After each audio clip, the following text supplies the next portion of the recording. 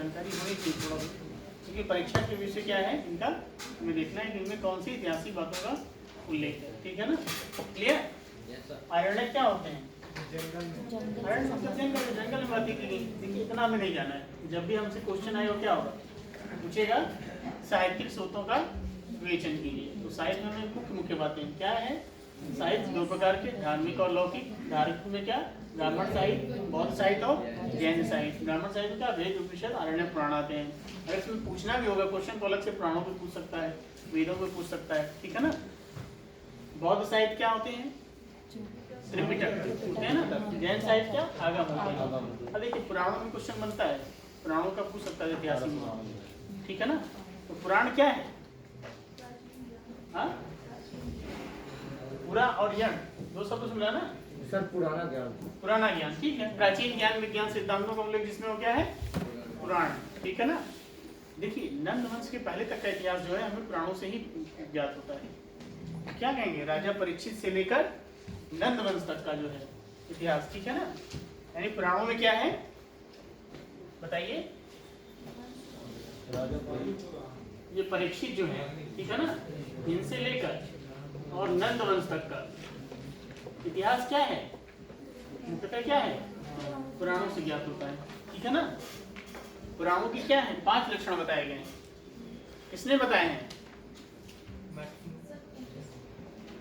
किसने बताए हैं? अमर सिंह ने अमरकोश में उनकी रचना है। ठीक है ना। ये गुप्त काल के विद्वान है। कहाँ के हैं? गुप्त काल के विद्वान है। इन्होंने इसमें 5 लक्षण बताए। इन्होंने कौन कौन से? Very good. कौन कौन से? सर्ग, प्रतिसर्ग, मनवंतर और तो छूट रहा है ना, वंश छूट रहा है और वंशानुचरित। अब देखिए सर्ग मतलब क्या होता है? जगत की सृष्टि। ठीक है ना। प्रतिसर्ग मतलब प्रलय के बाद पुनः जगत की सृष्टि। ठीक है ना। ऐसा माना जाता है ना कि सृष्टि और प्रलय का क्रम क्या है? वो चलता रहता है। ठीक है ना। तो पहले क्या हुआ? सृष्टि होगी, फिर प्रलय के बाद पुनः सृष्टि होगी। मनवंतर मतलब महायुग। ठीक है ना। जैसे क्या है? सतयुग, त्रेता युग, द्वापर युग और कलयुग। ठीक है ना। 4 प्रकार के युग होते हैं ना। ऐसा माना है ना, वर्तमान में कलयुग चल रहा है। मनवंतर मतलब हो गया ना। वंश मतलब क्या है? देवताओं ऋषियों की वंशावली। जैसा कि सर ने बताया वाजश्रवा ऋषि। तो क्या है वंश में? क्या मिलेगा आपको? जो देवता हैं और जो ऋषिगण हैं उनका क्या होगा? वंशों का उनका उल्लेख है। कौन कौन से ऋषि। ठीक है ना। अब देखिए हमें क्या है? ऐतिहासिक दृष्टिकोण से देखना है। तो ये वंशानुचरित बहुत महत्वपूर्ण है। क्यों महत्वपूर्ण है? कि इसमें राजनीतिक या राजवंशों का उल्लेख है। जैसे सबसे प्राचीन पुराण कौन सा है? मत्स्य पुराण। सबसे पुराना कौन सा है? मत्स्य पुराण। इसमें क्या है? सातवाहन वंश के बारे में जानकारी मिलती है। क्लियर? किसके बारे में जानकारी मिलती है? सातवाहनों के बारे में। ठीक है। विष्णु पुराण से किसके बारे में जानकारी मिलती है? मौर्य के बारे में। ये तो क्लियर होगा ना आप लोगों को। वायु पुराण से गुप्त के बारे में। ठीक है ना। अब देखिए ये तो विशेषताएं हो गई, लक्षण हो गए। ठीक है ना। इसके अलावा क्या है? आयुर्वेद की जानकारी। ठीक है ना। पशु पक्षियों की जानकारी, पेड़ पौधों की जानकारी। ठीक है ना। ज्ञान विज्ञान हो गया। तो ये इसकी विशेषताएं होंगी। कमियां क्या हो गई? कमियां क्या हो गई? हम जानते हैं कि जब सिकंदर का आक्रमण होता है नंद वंश के समय, ठीक है ना, सिकंदर के आक्रमण से ही भारत का क्या है? तिथियों के साथ इतिहास निकालना प्रारंभ होता है। ठीक है ना। उसके पहले तिथियों का ज्ञान नहीं था। ठीक है ना। आप देखेंगे जब यूनानी आते हैं तो क्या है? सिक्कों पर डेट की लिखवाने की परंपरा प्रारंभ होती है ना भारत में। वहां से हमने सीखा। तो क्या है? पुराणों से क्या है? यहाँ से यहाँ जानकारी मिलती है ना। तो क्या होगा? तिथिक्रम का उल्लेख नहीं मिलता। ठीक है ना। और कुछ तिथिक्रम का ज्ञान नहीं है। दूसरा क्या है? काल्पनिक विषयों का उल्लेख। ठीक है ना। तो ये कमियां हो गई ना। हो गया पुराण खत्म। बौद्ध साहित्य में क्या आते हैं? त्रिपिटक आते हैं। क्या आते हैं? त्रिपिटक आते हैं। कौन कौन से हैं? मालूम है ना आप लोगों को? कौन कौन से?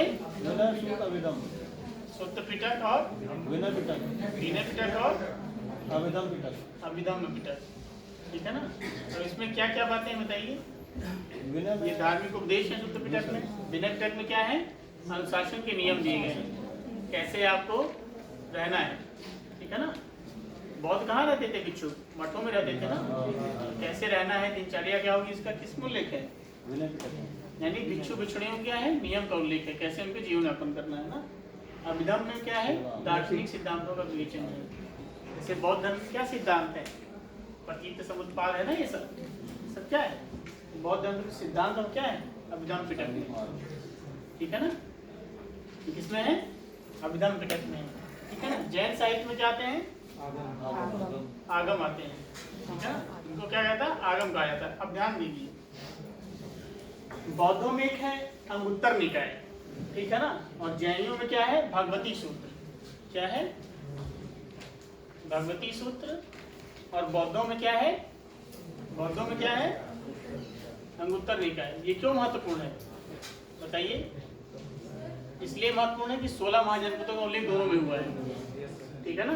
तो 16 महाजनपद हैं जो हमने बताए थे विकास क्रम में, उनका क्या उल्लेख इन दोनों में मिलता है, ठीक है ना। अब देखिए हम क्या जाएंगे लौकिक साहित्य में। तो लौकिक में कई साहित्य हैं। कौटिल्य का अर्थशास्त्र है, विशाख दत्त का मुद्रा राक्षस है, ठीक है ना। कालिदास का मालविका में मित्रम है, ठीक है ना। बाणभट्ट का हर्षचरित है। कई चीजें आ जाएंगी लौकिक साहित्य में, ठीक है ना। फिर हम क्या आएंगे? किस पे आएंगे? पुरातत्व पे आएंगे, ठीक है ना। किस पे आएंगे? पुरातत्व पे आएंगे, ठीक है ना। अशोक ने प्रारंभ की। और विश्व में सबसे प्राचीन अभिलेख कौन सा है? बोगस कोई ना, ईरान में ना, मध्य एशिया में, ठीक है ना। उसका है लगभग 1400 BC का है। इसमें किसका उल्लेख है? बोगस कोई जो अभिलेख है इसमें किसका उल्लेख है? इंद्र का उल्लेख है, वरुण का उल्लेख है, और सूर्य का, मित्र का है, और नासत्य का, ठीक है ना। ये 4 देवताओं का उल्लेख है, ठीक है ना। कौन सा सबसे प्राचीन है? बोगस कोई अभिलेख नहीं, इन्हीं 4 का में, ठीक है ना। इंद्र, वरुण, मित्र और नासत्य का, ठीक है ना। ये सबसे प्राचीन अभिलेख है। तो क्या हुआ? इससे एक विवाद उत्पन्न हुआ ना कि आर्य कहाँ से है, क्योंकि आज जो वैदिक देवताओं का उल्लेख कहाँ है? मध्य एशिया से मिल रहा है। तो इसमें भी कंफ्यूजन है कि आर्य क्या यहीं के रहने वाले थे या कहीं बाहर से आए थे, ठीक है ना। ये डिस्प्यूटेड है। लेकिन जब आर्कियोलॉजिकल साक्ष्य क्या है? वो मध्य एशिया की ओर इशारा कर रहे हैं, ईरान की बोझ कोई की ओर इशारा कर रहे हैं। क्यों? क्योंकि इंद्र का उल्लेख है और ऋग्वेद में भी इंद्र का उल्लेख है, ठीक है ना। तो क्या है, थोड़ी साम्यता मिल रही है ना। तो इसमें भी क्या है? देशी उत्पत्ति विदेशी उत्पत्ति इसमें भी है। कुछ लोग कहेंगे भारत के मूल निवासी थे, क्योंकि उत्तर पश्चिम में हड़प्पा के लोग थे, वहीं ये भी रहते थे, ठीक है ना। तो कुछ विद्वान क्या कहेंगे? मध्य एशिया के, ठीक है ना। मैक्स मूलर का मत है, आर्य मैक्स यहाँ के निवासी, ठीक है। चलिए, भारत में किसने? अशोक ने परंपरा प्रारंभ की, ठीक ना। अशोक ने सबसे ज्यादा 40 से ज्यादा अभिलेख उसके प्राप्त हुए हैं, और वो कंधार से भी प्राप्त हुए हैं, ठीक है ना। और कहाँ से? दक्षिण में कर्नाटक से भी प्राप्त हुए हैं, ठीक है ना। असम के प्राग ज्योतिषपुर से भी प्राप्त हुए। तो क्या हुआ? पूरे भारत में उसने अभिलेखों की परंपरा प्रारंभ की। किसने? अशोक ने प्रारंभ की, ठीक है ना। और अशोक के इसमें बातें क्या देखिए, अभिलेखों से भी क्या जानकारी मिलती है? अशोक के अभिलेख क्या बताते हैं? उसके प्रशासन, उसकी धम्म नीति, ठीक है ना, पर प्रकाश पड़ता है, ठीक है। अशोक के प्रशासनिक जानकारी कहाँ से मिलती है? उसके पिलर से, इंस्क्रिप्शन से मिलती है, ठीक है ना। किससे मिलती है? और अशोक के इंस्क्रिप्शन कितने प्रकार के हैं? 3 प्रकार के हैं। कौन कौन से हैं? और माई। एक तो पत्थर के होते हैं, ठीक है ना। क्या कहेंगे उससे? रॉक एडिक्स कहेंगे ना, ठीक है ना। और क्या है? स्तंभ, खाली पिलर। और क्या है? केव इंस्क्रिप्शन। केव ना, यानी गुहा लेख, स्तंभ लेख और शिलालेख, जो पत्थरों पे उत्कीर्ण, ठीक है ना। देखिए, जो ये लेख होते हैं ना, चाहे वो मूर्तियों पे हो, चाहे वो धातुओं पे हो, ठीक है ना, चाहे वो पत्थरों पे हो, और चाहे गुफाओं पे लिखवाए जाते थे, ठीक है ना। तो उनसे क्या जानकारी मिलती है? कुछ की धार्मिक जानकारी भी मिलती है। जैसे बताइए। धम्म नहीं, धम्म से तो, धम्म में तो धार्मिक बातों का उल्लेख ही नहीं है। धर्म में क्या उल्लेख है? माता पिता का हमें सम्मान करना चाहिए, पशुओं के लिए क्या हमें चिकित्सालय बनवाया है, तो यही सब बातें उसमें लिखी हैं। बौद्ध धर्म देखिए, बौद्ध धर्म ये सब बौद्ध था, लेकिन ना तो उसने निर्माण की चर्चा की, ना ही अष्टांगिक मार्ग की चर्चा की। उसका धर्म क्या था? एक सामाजिक आचार संहिता थी, ठीक है ना। हाँ, उसमें क्या था? मॉरल वैल्यूज जो है उसका उसमें उल्लेख है। कभी भी गलत इंटरप्रिटेशन मत करिए। बाद में उसने संघमित्रा को बौद्ध के प्रचार के लिए भेजा। बौद्ध धर्म के प्रचार के लिए नहीं भेजा, उसने क्या किया? धम्म के प्रचार के लिए भेजा। कभी भी गलत, धम्म क्या है? तो जब हम मौर्य में पढ़ेंगे तो हम उसको पढ़ेंगे, ठीक है ना। धर्म केवल धर्म नहीं था, क्योंकि कहीं भी उसमें मोक्ष की चर्चा नहीं है, कहीं भी निर्वाण की चर्चा नहीं है। उसमें वो क्या कहता है धम्म में? उसमें यही तो कहता है, अपासिन्वे बहु गयाने दया दाने सचे सोचे माधवी साधवी च, ना। क्या कहता है? अपासिन्वे मतलब पाप ना हो, बहु गयाने सभी का कल्याण हो, दया हो, दान हो। ये धर्म की बातें थोड़ी ना है, धर्म की बातें हैं, लेकिन क्या धर्म की अच्छी बातों का है ना। तो जो सभी धर्मों की अच्छी अच्छी बातों का संग्रह क्या है, किसमें किया गया है? धम्म में किया। तो जब भी अशोक का धम्म कहेंगे तो हम केवल किसी बौद्ध धर्म से जोड़ कर ना देखें, क्योंकि दयादान केवल बौद्ध धर्म की बात नहीं। तो ब्राह्मण धर्म में दयादान की परंपरा थी, जैन में भी थी, सब में थी ना। सभी धर्म यही तो कहते हैं कि सब मिलजुल कर रहे हैं। तो ये थोड़ी कहते हैं कि एक दूसरे को मार काटते हैं, हाँ, धार्मिक आधार पर दंगे हो, कोई धर्म नहीं कहता ना। सभी धर्मों का आंतरिक पक्ष क्या है? दया, पवित्रता हो, ठीक है, यही सब तो है, भाईचारा हो। तो अशोक का धर्म क्या था? सभी धर्मों की अच्छी बातों में क्या था? संग्रह था। एक तरह से क्या था? सामाजिक आचार संहिता, मॉरल वैल्यूज, ठीक है ना। कभी भी उसे बौद्ध धर्म से जोड़कर मत देखिए। अगर बौद्ध धर्म होता तो 4 आर्य सत्यों की बात होती, निर्माण की बात होती, उसमें अष्टांगिक मार्ग का उल्लेख होता, लेकिन कोई भी इसमें तीनों पक्ष नहीं है। तो अशोक का धर्म क्या हुआ? एक सामाजिक आचार संहिता, ठीक है ना। क्लियर? अब देखिए, तो अभिलेखों से हमें क्या जानकारी मिलती है? नंबर 1, किसी भी एम्पायर, कोई भी साम्राज्य हो, उसको क्या होगा? एक्सपेंशन की जानकारी मिलती है, ठीक है ना, विस्तार की। क्या होगा? कोई जैसे मौर्य साम्राज्य कहाँ तक था, हम अशोक के अभिलेखों से पता करते हैं ना। अगर काबुल से मिले तो क्या हुआ? अफगानिस्तान पर मौर्य साम्राज्य का शासन था। क्लियर? तो क्या जानकारी मिलेगी? साम्राज्य विस्तार की जानकारी मिलेगी। दूसरे, शासकों का व्यक्तिगत रुझान क्या था। जैसे अशोक व्यक्तिगत रूप से बौद्ध था, ये कहाँ से पता चलता है? भ्राब्रू अभिलेख से पता चलता है ना, है ना। भ्राब्रू अभिलेख है ना, राजस्थान के पाया गया है ना। इसमें क्या कहता है? बुद्ध धम्म संघ की चर्चा करता है ना, त्रिरत्नों की चर्चा करता है ना। तो क्या होगा? अशोक ने व्यक्तिगत रूप से ब्राह्मण धर्म, शैव धर्म त्याग कर बौद्ध धर्म ग्रहण किया, उसकी जानकारी कहाँ से मिलती है? यानी धार्मिक पक्ष भी जानकारी मिलती कि नहीं मिलती है? मिलती कि नहीं मिलती है? जैसे समुद्रगुप्त को दिखाया गया अश्वमेध के सिक्कों पर दिखाया गया है, अब लेकिन सुपाइनिस में आएंगे, ठीक है, उसमें दिखाया गया है वीणा बजाते हुए दिखाया, उसका संगीत के बारे में पता चलता है ना। तो ऐसी ही चीजें होती हैं। अब देखिए, साम्राज्य विस्तार के बारे में जानकारी मिली, ठीक है, रिलीजियस चीजें पता चली, फिर एडमिनिस्ट्रेशन के बारे में जानकारी मिली कि नहीं मिली? मिली ना। समाज के बारे में पता चलेगा कि नहीं पता चलेगा? भाई समाज कैसा था, कैसे पता चलेगा? देखो जानकारी मिली ना। और बताइए, इकोनॉमी चर्चा मिली कि नहीं मिलेगी? मिलेगी ना, मिलेगी। अभिलेखों से पता चलेगा। भाई अशोक ने इतने ज्यादा अभिलेख खुदवाए, इसका मतलब क्या था? आर्थिक रूप से संपन्न रहा, तभी तो उतने पूरे साम्राज्य में अफगानिस्तान तक उसने खुदवाया। 50-50 टन के वजनी उसके अभिलेख थे। सोचिए कैसे ले गए, हाथियों की सहायता लीजिए, कैसे ले गए? तो मतलब अगर संपन्न नहीं हुए तो कैसे ले जाएंगे? तो क्या हुआ? इकोनॉमी की भी जानकारी मिलेगी कि नहीं मिलेगी? क्लियर? तो हो गया ना। साहित्य से ज्यादा महत्व किसका है? अभिलेखों का है। क्यों? क्योंकि डेट्स का भी उल्लेख होता है इसमें, ठीक है ना। डेट का भी उल्लेख होता है। कैसे? दोवज को उल्लेख में क्या था? 1400 BC का उल्लेख था ना, इंद्रवरुण विनाशक का उल्लेख था ना। तो ऐतिहासिक जो घटनाएं हैं साहित्य की पुष्टि किससे होती है? आर्कियोलॉजी से, पुरातत्व से होती है, अभिलेखों से होती है, ठीक है ना। अब आते हैं क्वाइंस पे। क्वाइन के बारे में बताइए, सिक्के से क्या जानकारी मिलती है?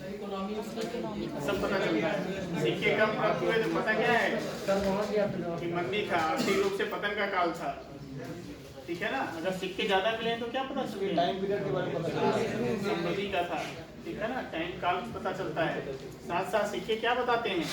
साम्राज्य विस्तार की भी सूचना देते हैं, ठीक है ना। अगर सिक्के वहां से पाए गए अफगानिस्तान से क्या वहां तक विस्तार था, सारी चीजें इसमें आ जाएंगी, सिक्के यही सब पछा जाएंगे, ठीक है ना। सबसे प्राचीन सिक्के कौन थे भारत के? पंच्ड मार्क कॉइन्स पाया जाता है। क्या कहा जाता है? Punched mark coins. ये क्या थे?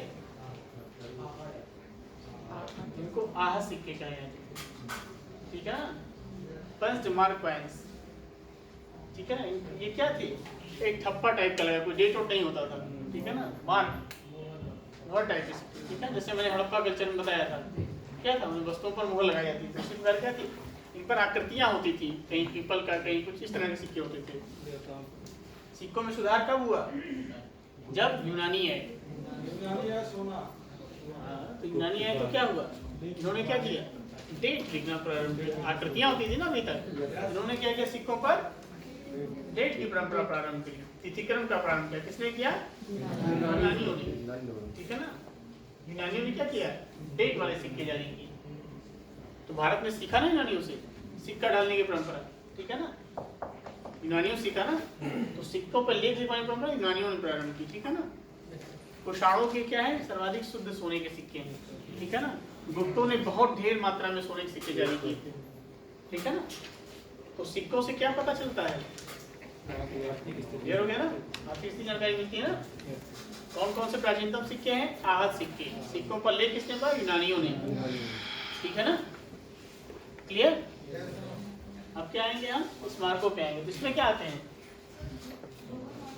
हाँ, इसमें भवन आते हैं। जैसे हड़प्पा सभ्यता भवन में बताया ना कि 3 प्रकार के भवन होते हैं, ठीक है ना। हड़प्पा कल्चर के भवन कैसे बने हैं? खुदाइयों से जो मिलते हैं भवन मिलते हैं, ठीक है ना। या फिर मंदिर जो साक्ष्य दिखाई देते हैं, जो आज वर्तमान में, उनसे क्या मिलती है? मॉन्यूमेंट से क्या जानकारी मिलती है? सभ्यता की जानकारी मिलती है ना। हाँ, जैसे मंदिर निर्माण की कितनी शैलियां हैं? 3 प्रकार की है ना, नागर, वेशर और द्रविड़ शैली।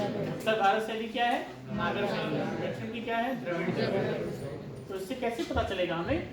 इसी से पता चलेगा ना, स्मारकों से पता चलेगा, मॉन्यूमेंट से पता चलेगा ना। जैसे दक्षिण के मंदिर अलग प्रकार के हैं, उत्तर के मंदिर अलग प्रकार के हैं, ठीक है ना। फिर क्या होता है? स्तूप भी तो आते हैं, ठीक है ना। स्तूप भी तो आते हैं। कौन कौन से हैं? स्तूप की परंपरा भी अशोक ने प्रारंभ की। सांची का स्तूप, ठीक है, सारनाथ का। उसमें क्या था? जो बौद्ध और उनके जो होते थे ना सिस्टम, क्या थे उनका? वैसे ये उल्टे कटोरे की आकृति के होते थे, उसमें उनकी अस्थियों को रख दिया जाता था ना, और फिर धार्मिक अनुष्ठान के रूप में पूजा पाठ किया जाता था, ठीक है ना।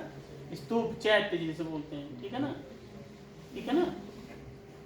स्तूप, चैत्य, मंदिर हो गए, और क्या हो गए? अलग अलग प्रकार के भवन हो गए, हाउसेज हो गए, ठीक है ना। ये सब क्या आएंगे? ये सब स्मारक मॉन्यूमेंट्स में आएंगे, ठीक है ना। जैसे खुदाइयों से हमें क्या पता चला? हड़प्पा सभ्यता के बारे में जानकारी मिली कि नहीं? सबसे प्राचीन सभ्यता कैसे पता चला? उनके भवनों से पता चला, ठीक है ना। मंदिर से हमें क्या पता चला? मंदिर निर्माण शैली का पता चला। स्तूपों से क्या पता चला? चैत्यों से क्या पता चला? जो बौद्ध और जैन धर्म के, जो बौद्ध धर्म के जो थे, अस्थियों कैसे रखा जाता था, वो क्या था? स्तूप थे, चैत्य थे, ठीक है ना। बौद्ध मंदिर क्या थे? चैत्य कहा जाता था उनको। स्तूप क्या थे? स्तूप का मतलब क्या होता है? उल्टे कटोरी की आकृति के होते थे, ठीक है ना। उनमें क्या था?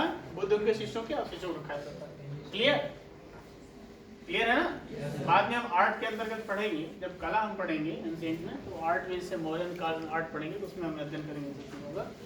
फिर क्या आएंगे? Foreign travellers. क्या आएंगे? Foreign travellers. कौन